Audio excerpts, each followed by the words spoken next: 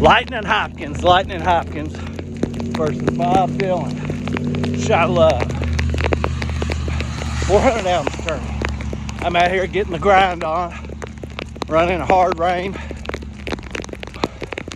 Which one of these embraced the grind more? Dylan's definitely inventive and creative.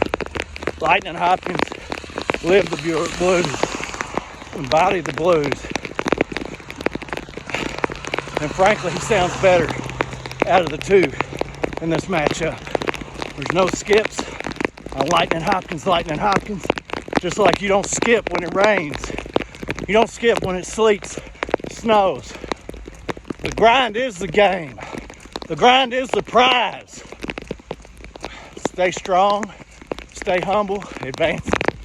Round 6-4 ounce. Lightnin Hopkins. Wow.